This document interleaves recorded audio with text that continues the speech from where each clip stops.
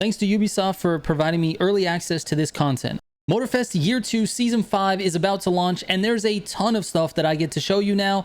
This is everything new in the Year 2 update. Let's go!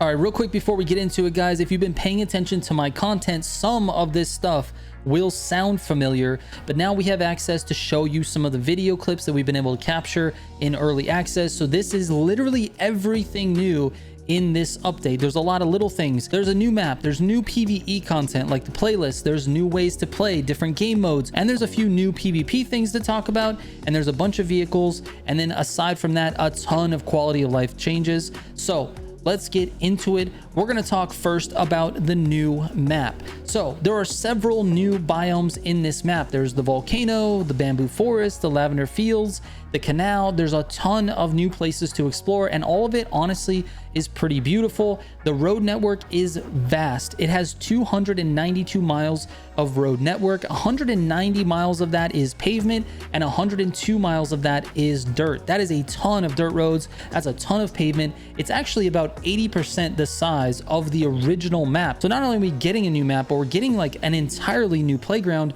that's basically the size of the base games. Pretty incredible. Now, in addition to the areas and the network, we're talking about 12 new feats and 21 rivals locations. The rivals locations will be available to you once you complete the rivals game mode, which is within the two new playlists.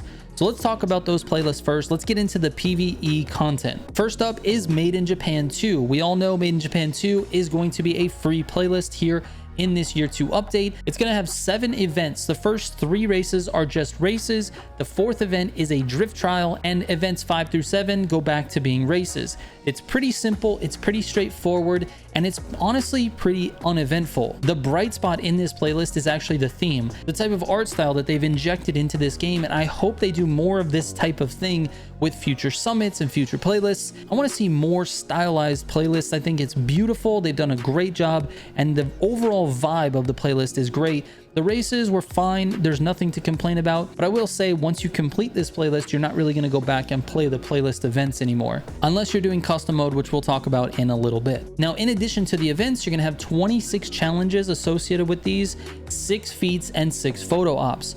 And the playlist reward car for beating it is the very nice Honda NSX Liberty Walk Edition. It's just beautiful. I love this car. Now, once you complete the playlist, you're going to get access to the Rivals race board. Now, the Rivals race board presents a host of new races with different people. They're going to be 1v1 versus AI, and this board is actually pretty cool. I'm going to go into Rivals in a little bit more detail in just a bit. So let's just talk about the rewards overall for the Made in Japan 2 playlist. Here is everything that you can earn with the Made in Japan 2 playlist. There's a lot of stuff, and to be honest, I think the rewards are actually okay. Now, there is quite a bit of emotes, but I feel like there weren't that many emotes in the game in the first place. And we all know when something funny happens in the grand races, you want to throw up an emote and laugh at somebody or make a sad face, or if you make a mistake, you know, you cry and emotes, and like, I think all of that stuff is good. It's fun. It definitely adds to the game. So I'm not too mad that the majority of the rewards are actually emotes. I think it's fine, but overall, there's a lot of rewards here. Anyways, let's move on to the second playlist, and that's the Chase Squad playlist. Remember, this one you have to pay for. It's in the Year 2 pass. If you don't buy the Year 2 pass, you can't have access to the Chase Squad playlist. And in this playlist, you've got 9 events. The first 2 are going to be like an introduction to the chase. The 3rd event is a takedown tutorial. 4th is going to be like a follow the clues situation. The 5th one is a time attack. And then you've got pursuit and takedown basically for the next 4 events. So with that, we're getting 25 new challenges, 6 feats, and 6 photo ops. And the reward car for beating this playlist is the IVT Aces Chase Squad Edition, an absolutely gorgeous car. And I'm going to give you a heads up, I've got a video coming out that talks about all of the new cars and how they perform and pro settings for everything. We've got it all dialed coming up in the next day or so. Now, again, to get access to the Rivals Chase board, which is connected to the Chase Squad playlist, you have to buy the DLC, and you have to complete the Chase Squad playlist before you can actually chase the Rivals. The Rivals chases, there's 21 of them, and there's lots of challenges associated with that as well. So let's talk about Rivals in general. There's 2 different types of Rivals. The Rivals themselves are exactly the same, But in one event, you get to chase them. In the other event, you get to race them.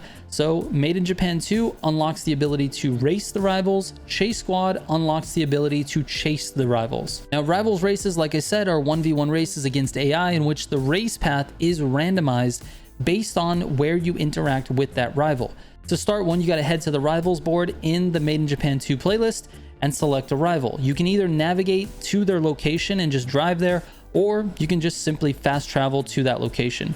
Once you're in that area, you have to find the rival and identify them. You will only need to do that part of this once. Once you've identified them, they are clearly marked on the map. They're on the mini map. When you get near them, you can see them. You can just open the map. You can see where they are and drive directly to them. But you do have to locate them one time first. So identify them and then challenge them to a race. Wherever you challenge them will be the start of the race, and the game will choose a random finish line, and it'll make a random path for the race with checkpoints. Since this race is taking place in free roam, there is going to be traffic you're going to have to deal with. The main difficulty setting seems to have an effect on the traffic that spawned. So if you want a little bit easier traffic, then I would put it on 1 of 5. If you're looking for a harder experience, 5 of 5. And to be honest with you, the traffic gets really annoying because they'll send a traffic car at you, you'll get T-boned, or you'll T-bone a car, and it's kind of annoying. But it is what it is. It kind of goes along with the territory, so choose the difficulty setting that really fits you better. Now, once the race is over, you may elect to have a rematch in which a new path will be chosen from wherever you are at the time. So wherever you finished the last race, that's where the new race is going to start, and it's going to be randomized path again. Now, I think this type of random race generation is actually really cool, and it might be the start of some really nice free roam features, such as being able to challenge other players, for example. Now, we can't do that yet, but it might be something in the future, at least I hope. Anyways, you can continue to race these random paths which start where the previous race finished if you'd like, or you can track down the next rival. Now, once you've beaten every rival in a given crew, it unlocks the chief, and the process is the same with those. Once all 4 chiefs have been beaten, you can race the big boss for your final reward. The rivals' chases, on the other hand, work exactly the same, but instead of racing, you're going to be chasing them. And you can either arrest them, which is to trap them in a certain area for about 8 seconds, or you can crash them out. The rivals are exactly the same. Like I said, the chiefs are exactly the same, and the final boss is exactly the same. The rewards, on the other hand, are different, and the gameplay is different. So to me, rivals in general really didn't get stale. The chases are very random as well, so it never really felt like I was doing the same thing over and over again, even though I was doing the same thing over and over again. Currently, the rival system is only available for the Made in Japan 2 playlist and the Chase Squad playlist, but it's such an important gameplay feature that they've added, I would expect to see it in the future playlists of this year as well. All right, let's move on to custom mode. So the custom mode we already know is a new mode that's been added to all existing playlists. It has leaderboards for each configuration for all of those playlists. So basically, Street 1 on every race is its own leaderboard. Then Street 2 on every race is its own leaderboard. So that is a very nice addition for people who want a time hunt. In addition to that, you're going to be earning prestige tickets for all of those custom modes. So basically, every configuration gets you prestige tickets. When you finish all Street 1 within a given playlist, you get a prestige ticket bonus. And when you get to certain percentages of completion for that playlist, you get another prestige ticket bonus. Now, one thing to note is all of the events that you complete before this update goes live do not automatically reward you with prestige tickets once the update takes place. Everything resets and you're gonna have to do those events again. And then of course, if you haven't heard this already, the prestige tickets are the currency you need in order to buy past summit rewards. This is amazing because if you didn't get platinum in a particular summit, but you save up enough prestige tickets, you'll be able to buy that car or that vanity and fill in the gaps in your collection. Now, let's move on to PvP content. This is something that I've personally been highly critical on IVT about. They're not doing enough to feature the PvP in this game.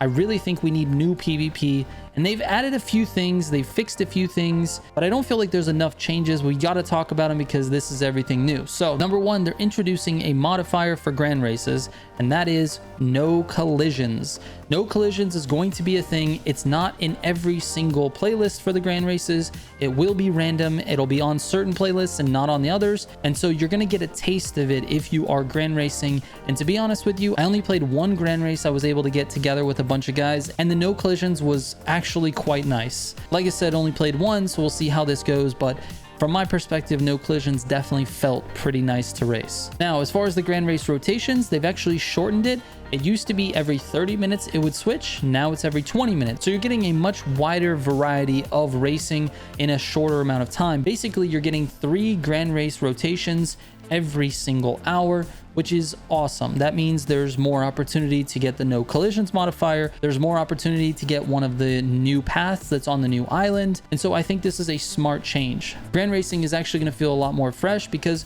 you're going to be constantly switching cars. Now, most of the new Grand Race sections, in fact, all of the new sections are going to be in Maui, in the new island.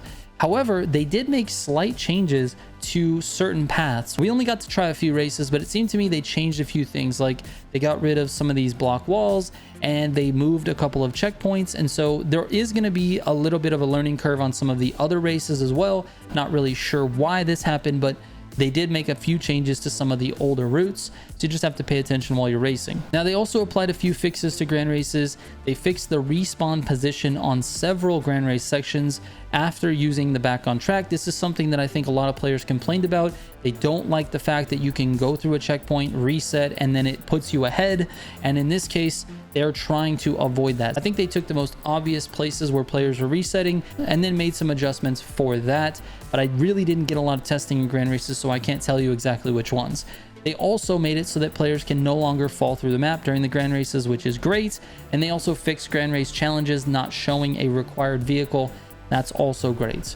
Now, moving on to something that basically nobody plays, but if you do, Demo Royale got a new Royal Arena, and that arena is taking place on the new island of Maui. Now, it makes sense if you're going to add this island and you have this game mode, you might as well make a new arena. It probably didn't take a lot of effort on their part, and that's why they added it, but I don't know anybody who's playing Demo Royale consistently, and how could you? Because the queues are really, really long. There's just not a lot of players taking advantage of that. Anyways, let's move on to the vehicles. There's going to be 28 new vehicles. 7 of those are exclusive to the Year 2 Pass, and that is paid DLC. There's 7 vehicles in this game that are now paid DLC, and that's something that's really never been the case with Motorfest. All the vehicles you could either earn, or you get from the Crew 2, or you get from summits, but there's never been like a bunch of vehicles that are paid DLC. I think there's the welcome pack with the Motorfest R8, and that's kind of it, and that car is not very good anyway, so there's not really a lot of interest there. But now there are 7 vehicles that are pretty decent that are now paid DLC. So you're gonna have to take that for what that is, but it is something you have to think about. Now, the other 21 vehicles, we don't know all of them yet. They're gonna be spread across the whole year. 13 of those actually are in the Year 2 Pass. You get 2 of those Year 2 Pass vehicles right away this first month, and then you're going to get 1 Year 2 Pass vehicle every month. Remember, just because they're in the Year 2 Pass doesn't mean you have to buy that to get those vehicles. Those vehicles will be available for everybody, but the people who buy the Year 2 Pass will get them 7 days early. But anyway, here's a list of vehicles you can expect on the day of the update. All right, let's move into quality of life changes. A lot of these are very, very good. So let's start with the easy ones. While in the map view, you can actually see at a glance which playlist items you've completed and which ones you haven't. This is actually pretty nice. You just zoom all the way out, you can see all the playlists, and you can see the little dots that are underneath them, which items within that playlist thing you've completed. I like it. It's a nice little change. Next up, let's talk about part crafting. Now, this is something that we did talk about in a previous video. You can now get guaranteed legendary parts by crafting them. If you put 3 greens together, you'll make a blue. If you get 3 blues together, you make a purple. If you get 3 purples together, you make a gold. And if you get 3 golds together, you're just gonna make another gold. It'll just have a random set bonus. You do not get to select your set bonus, but this is still good. If you have 3 extra golds laying around and you don't need them, you put them together, you might get the bonus that you're looking for. The affixes and set bonuses are still random on all these, but this guarantees you a legendary part, and that is such a welcome change that provides huge value for new players and some value for the experienced players. I still have sets that are not complete because I just don't want to grind for legendaries. Now, with the crafting, they also introduced a brand new way to build your sets. So if you accumulate 3 of the 7 set bonuses, then you'll get 50% of that bonus. You can now mix and match those. So let's say you get 3 of the Bucks magnet and 3 of the XP magnet. Now you're getting 50% bonus on both. and it's a new way to build your set. I like this change a lot because it actually adds a new layer of depth to the game and the parts system. And in addition to that, makes it easier and more accessible for players who maybe just don't have a lot of time on their hands. Now, speaking of parts, part sets are now visible when looking through your car inventory. You can just click the right stick down and it'll show you how many legendaries you have and if there are any set bonuses active, including if you have half a set bonus. Another change with parts, your Street 2 parts can now be equipped on Street 1 vehicles. You will not need any Street 1 parts anymore because the parts are now combined. Anything that you can equip on a Street 1 vehicle, you can equip on a Street 2. Anything you can equip on a Street 2, you can equip on a Street 1. What it does is takes a part, let's say you have a 750 Street 2 part, you can put that on a Street 1 vehicle and the game just automatically maxes that out to 600. So basically, street parts are street parts. Even though the cars have different classes, the parts are the same for both. And that means less grinding for sets. If you have a Nitro Chemist set for Street 2, you can now equip that on Street 1 and get the bonus of Nitro Chemist, and it will be a fully maxed out 600 set. This is super nice because, again, they're cutting down the parts grind. If you haven't got all your parts set, now's the time to start getting them. And finally, with the parts, they've actually added a new set bonus. It's called Takedown Expert. If you get 3 out of 7 on these Takedown Expert parts, you're going to get 25% more points in those takedown chase events. And if you get the full set 7 out of 7, that gives you 50% more points. So anyone who's grinding those leaderboards, you're going to want to have a full set of 7 out of 7 Takedown Expert. All right, let's get into a few things that are quality life that are a little bit smaller. For the Chase Squad playlist specifically and the Rivals Chase, you can actually turn the AI chase cops off. You can go to your settings and just turn them off. So it's just going to be you chasing it, or if it's you and a friend, just you and a friend. No AI cops will be there to get in your way or mess you up. It'll just be you. Next, if you watched my previous video, you know they're going to be adding rear view mirror functionality. That'll be the rear view mirror in the center and both of their side mirrors. Absolutely a welcome change for anybody who likes to play in cockpit view. Next, the rival cars have light emitting liveries. So during the day, it's just a flat or glossy look. Then when you get to nighttime, there's a bunch of like light flickering and light emitting liveries, which I think is great. And I want them to bring that type of functionality to either the special edition cars or, you know what, just to the livery editor by itself. Bring us the ability to customize our rides like that, and you'll see some insanely creative stuff out there in the community. Now, in addition to that, they're allowing you to now import the Crew 2 helicopter. If you have that in the Crew 2, you can import that into Motorfest. They've also improved the way tire tracks look on the tarmac. Here's a direct comparison between before the update and after the update. This is definitely subjective, but if you think the new one looks good, great. If you think the old one looks good, sorry. The new one is what we're doing. Next, they did a bunch of changes to the weather. So there's a new volcanic plume. So the plume effect on stuff looks really, really nice. The plume clouds look amazing, and I'm glad that this is an active volcano and not just a static one that you can just drive in the middle of. They also updated and refined the cloud system with more detailed volumetric rendering. So it just looks a little bit more detailed, a little bit more thick. I actually think they look pretty good. It's just an ambiance thing, but it's a nice quality of life change. They also added a new weather cycle, which includes low clouds. Again, just an ambiance thing, but I do like it. They improved the lighting interactions with the clouds, as well as the night sky with the stars and the moon. The game really looks good now. They also made some changes to the rendering and the lighting. There used to be a pretty big issue with shadows. When you go through a bunch of shadows, you would drop frames like crazy. So they improved shadows a ton. They also improved reflections, specular light response, and tunnel lighting, which is all really nice. They're just buttoning it up, adding a bunch of polish to the game so that it's a nicer experience. And for players who are just joining us in year 2, you guys are going to see a much better game than we did at launch. And finally, I know this is going to be a very welcome change for a lot of you. You can now vote for yourself every single day in the custom show. It is back. It's been fixed. Now you can do it. All right, now if anything else comes out between now and when the update launches, or if we figure anything else out while playing the update, of course I'm going to update you guys with a new video. But this video is the collection of everything that I could put together with my early access. So hopefully this has been helpful to you. Hopefully you're excited. The update comes out tomorrow, which is Wednesday, and I'm hoping to see you guys at the stream. I'll be streaming the update live when it comes out, and it'll be a lot of fun. Thank you guys so much for watching. If you have any questions about this, please don't hesitate to send me a DM on Instagram or Discord. I read every single message that comes my way. I will catch you on the next one. Trigger out.